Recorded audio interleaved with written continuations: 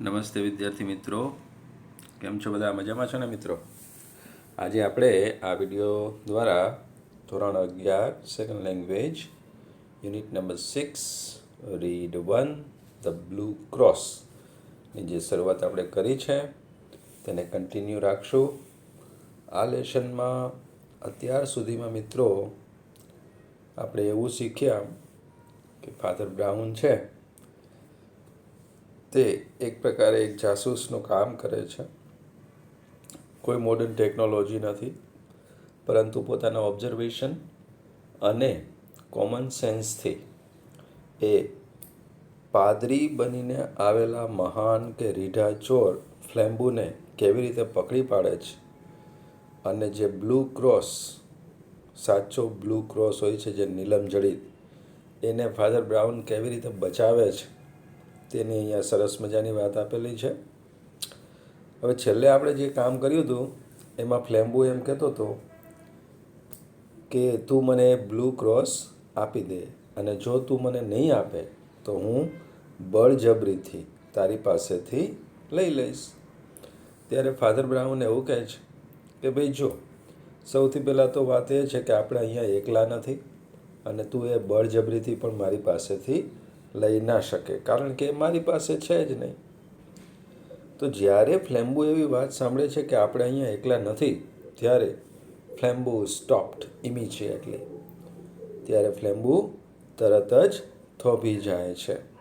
હવે પછી શું બને છે, બરોબર ધ્યાનથી સાંભળો મિત્રો. બિહાઇન્ડ ધેટ ટ્રી, શું કહે છે father Brown? Said father Brown pointing. Point એટલે ની તરફ નિર્દેશ કરવો, આંગળી ચીંધવી. બિહાઇન્ડ ધેટ ટ્રી, પેલા વૃક્ષની પાછળ, આર ટુ સ્ટ્રોંગ પોલિશમેન, બે સશક્ત મજબૂત પોલિશમેન છે. And the greatest detective alive, અને જીવંત હોય તેવા જીવંત જે ડિટેક્ટિવમાંનો સૌથી મહાન જે ડિટેક્ટિવ છે, જાસૂસ છે, હયાત એવા મહાન જાસૂસમાંનો એક જાસૂસ ત્યાં હાજર છે. ફરીથી મિત્રો, ફાધર બ્રાઉન સેડ પોઇન્ટિંગ, આંગળી ચીંધતા ફાધર બ્રાઉને કહ્યું, behind that tree are two strong policemen and the greatest detective alive. પેલા વૃક્ષની પાછળ બે સશક્ત પોલિશમેન અને મહાન જાસૂસ હાજર છે. How did they come here do you ask? તો તું મને એમ પૂછીશ કે how did they come here, તેઓ અહીંયા કેવી રીતે આવ્યા? તો એના જવાબમાં હું તને એમ કહીશ કે આઈ બ્રોટ ધેમ, ઓફકોર્સ, અલબત્ત હું જ તેઓને અહીંયા લાવ્યો. How did I do it? તો હવે મેં એવું કેવી રીતે કર્યું? વાય, શા માટે કર્યું? I will tell you if you like. જો તને ગમે તો એ વાત હું તને કરું. લોર્ડ બ્લેસ યુ, ભગવાન તારું ભલું કરે. We have to know 20 such things when we work among the criminal classes. આપણે જ્યારે ક્રિમિનલ ક્લાસીસ એટલે કે ગુનેગારોની વચ્ચે કામ કરતા હોઈએ ત્યારે આવી વિશેષ વાતો આપણે જાણવી પડે છે. હવે ફાધર બ્રાઉનનું તો પ્રોફેશન જ એ છે ને, એ ફાધર છે, ચર્ચના પાદરી છે, તો ત્યાં લોકો કન્ફેશન માટે આવે છે અને આવી બધી વાતો કરે છે. તો ફાધર બ્રાઉન નેચરલી જ આવી બધી વાતો જાણે છે. તો એ જ વાત કરે છે કે વી હેવ ટુ નો 20 સચ થિંગ્સ, આપણે આવી વિષયક વાતો જાણવી પડે.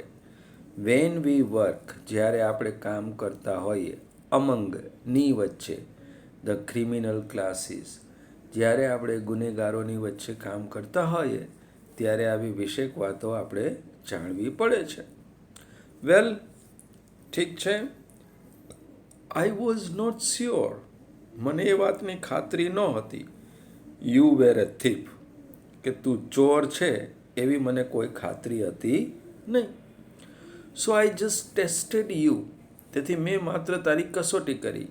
ટુ સી, એ જોવા માટે. If anything would make you show yourself. To show yourself એટલે જાતને ખુલ્લી પાડવી.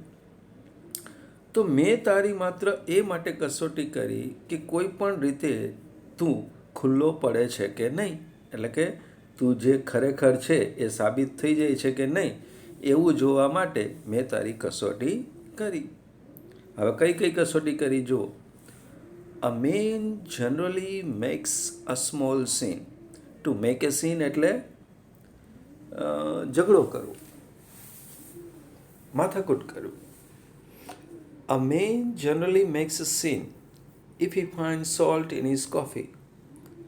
સામાન્ય રીતે જો માણસને તેની કોફીની અંદર મીઠું જોવા મળે તો એ માણસ સામાન્ય રીતે ઝઘડો કરે છે. ઇફ હી ડઝન્ટ, પણ જો એ કોઈ ઝઘડો ન કરે, માથાકૂટ ન કરે તો હી હેઝ સમ રીઝન, તો એની પાછળને કોઈ કારણ હોય છે.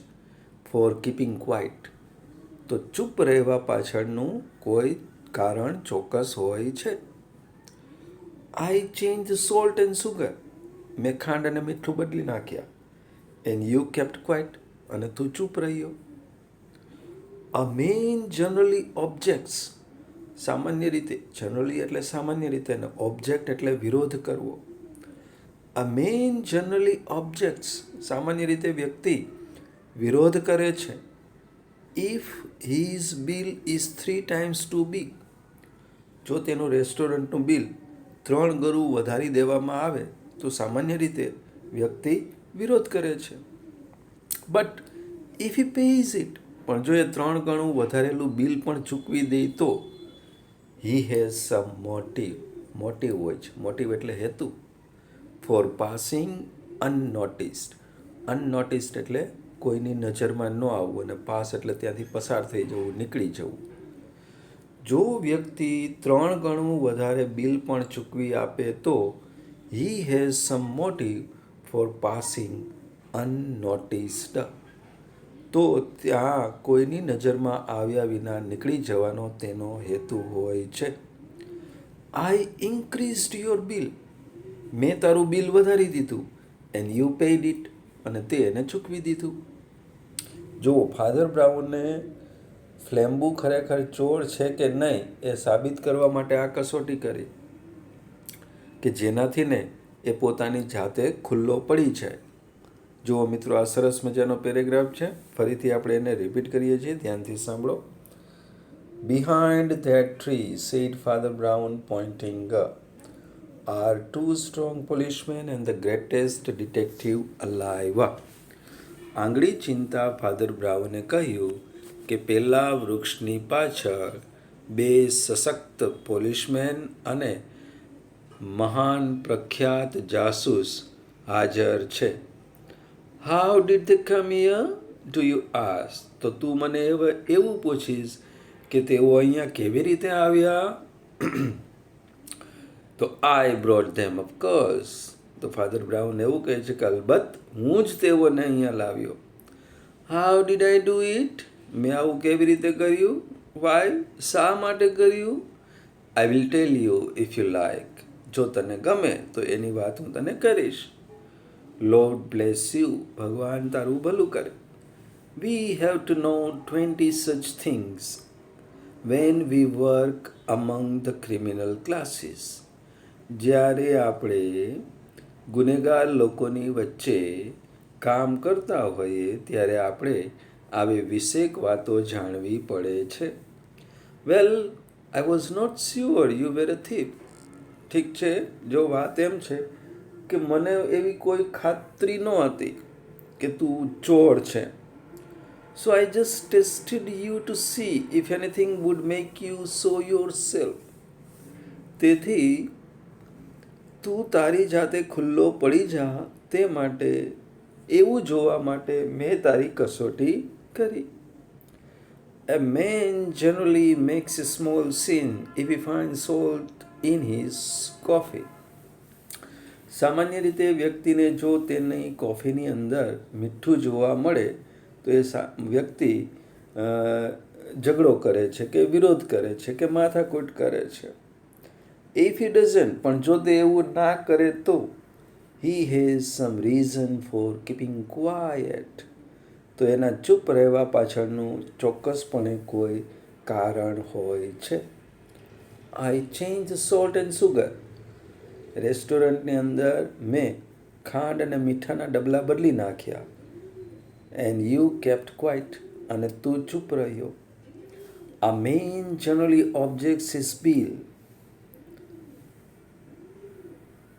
A man generally objects if his bill is 3 times too big. સામાન્ય રીતે વ્યક્તિનું બિલ, રેસ્ટોરન્ટનું બિલ જો 3 ગણું વધારે હોય તો એ વ્યક્તિ વિરોધ કરે છે. If he pays it, પણ જો એ બિલ એ વ્યક્તિ ચૂકવી દે તો he has some motive for passing unnoticed. તો ત્યાંથી કોઈની નજરમાં આવ્યા વિના નીકળી જવાનો તેનો હેતુ હોય છે. I increased your bill and you paid it. મેં તારું બિલ વધારી દીધું અને તે એને ચૂકવી દીધું. તો સરસ મજાની આવી ટેસ્ટ કરે છે ફાધર બ્રાઉન કે જેનાથી ફ્લેમ્બુ કોઈ પણ રીતે ખુલ્લો પડી જાય. હવે ત્યાંથી આગળ વધતા the world seemed waiting for Flambeau to leap like a tiger. The world seem, દુનિયા લાગતી હતી. વેઇટિંગ એટલે કે દુનિયા જાણે પ્રતીક્ષા કરી રહી હતી. Four Flambeau to leap, leap એટલે કૂદવું, લાઇક એ ટાઈગર એટલે વાઘની જેમ. દુનિયા જાણે પ્રતીક્ષા કરી રહી હતી કે ફ્લેમ્બુ હમણાં જ વાઘની જેમ કૂદી પડશે. But he was held back as by a spell. Spell એટલે જાદુ. પણ તે જાણે કે કોઈ જાદુથી જકડાઈ ગયો હતો. He was stunned with utter curiosity. Stunned એટલે દિગ્મૂઢ, આશ્ચર્યચકિત.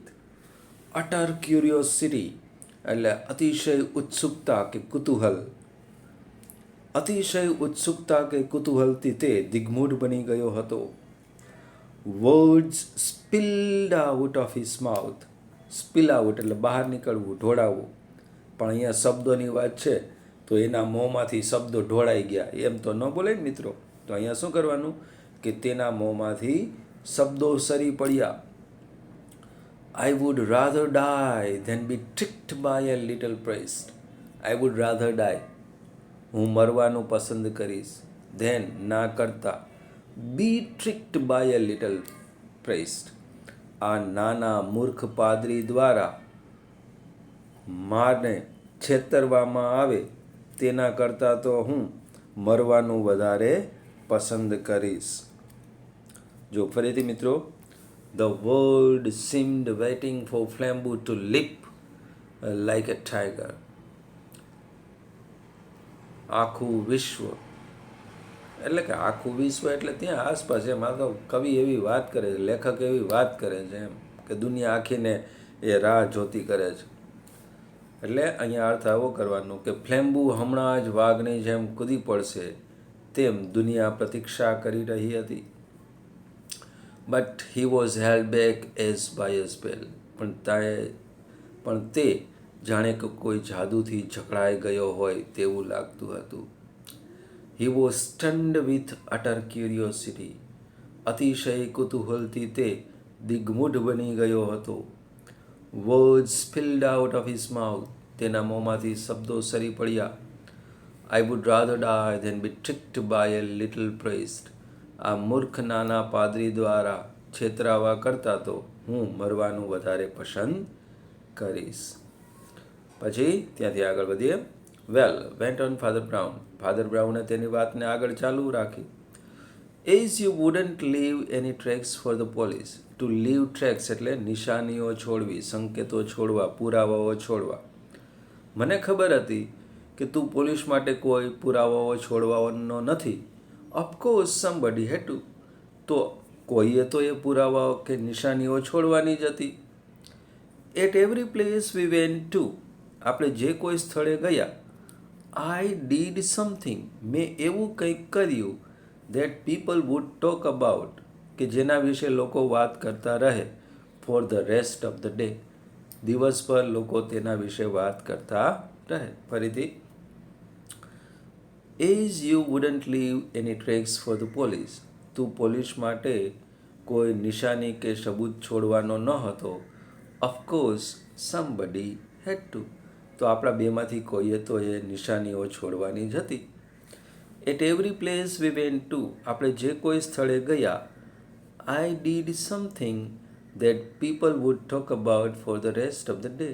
મેં એવું કંઈક કર્યું કે લોકો દિવસભર તેની વાત કરતા રહે. આઈ didn't do much harm. Harm એટલે નુકસાન.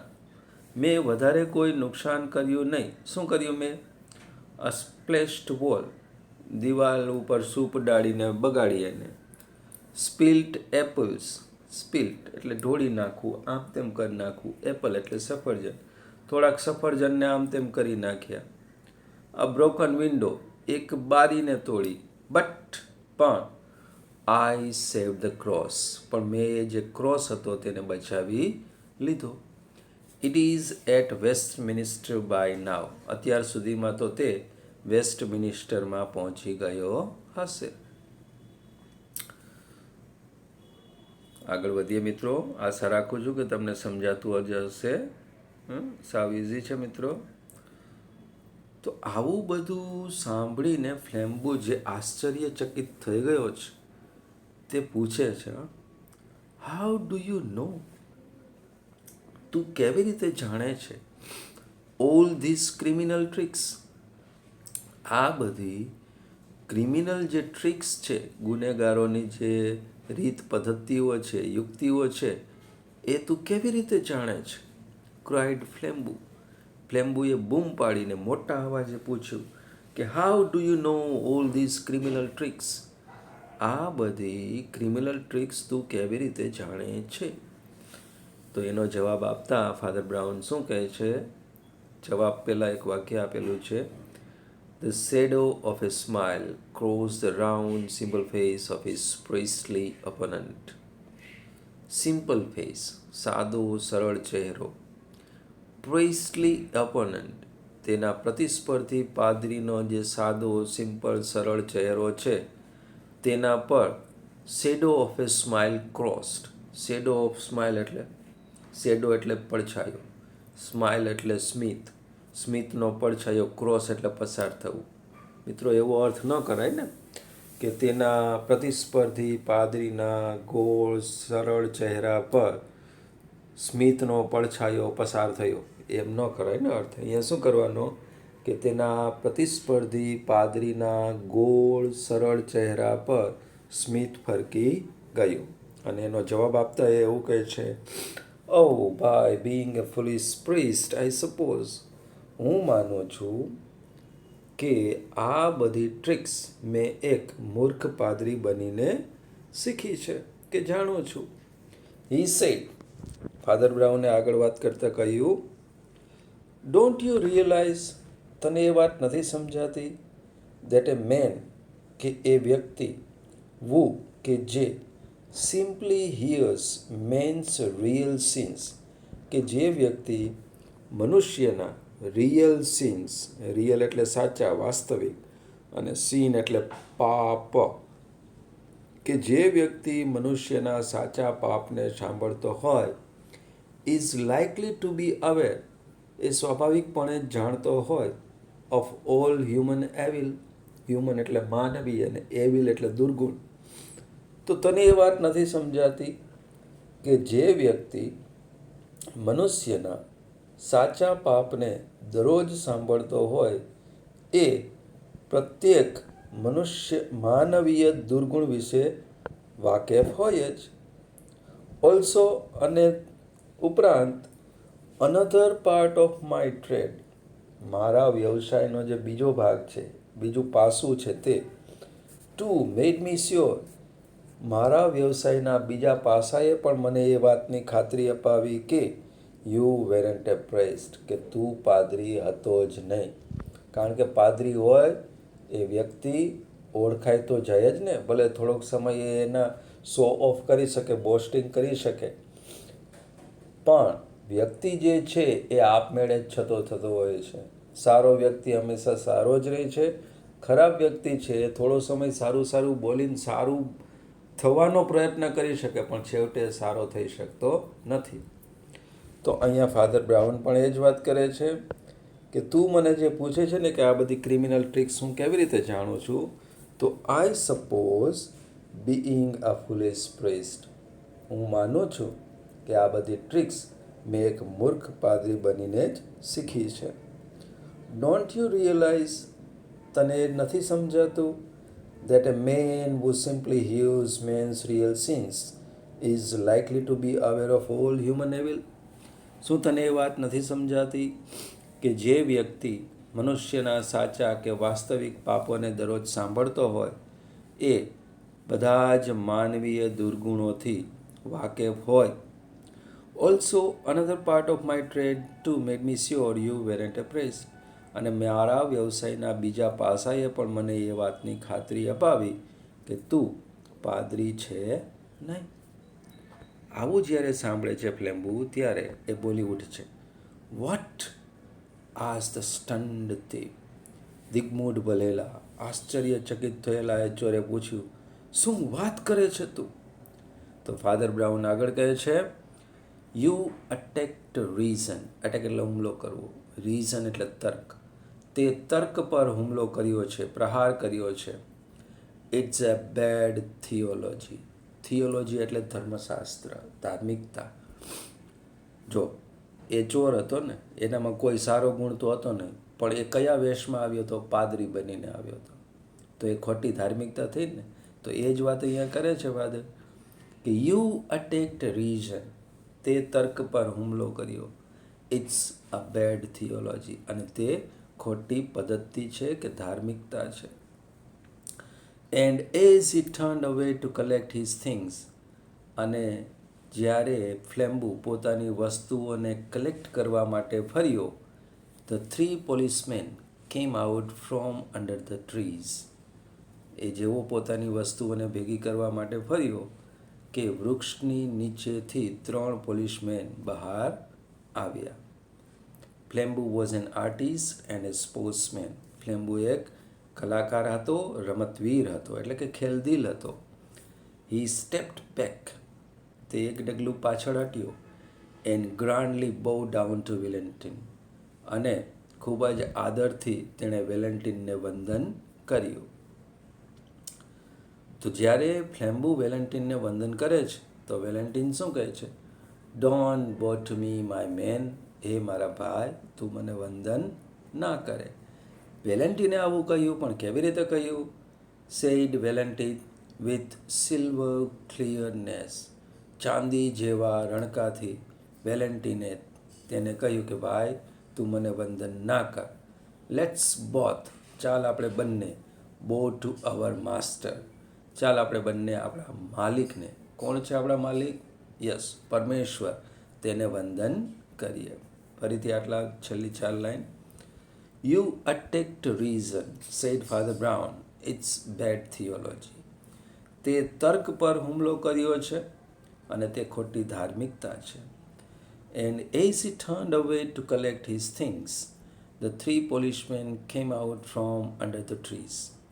અને ફ્લેમ્બુ જેવી તેની વસ્તુઓને ભેગી કરવા કે એકત્રિત કરવા માટે ફર્યો કે વૃક્ષની નીચેથી 3 પોલીસમેન બહાર આવ્યા. Flambeau was an artist and a sportsman. Flambeau એક કલાકાર હતો અને સ્પોર્ટ્સમેન એટલે કે રમતવીર. રમતવીર એટલે કે ખેલદિલ હતો.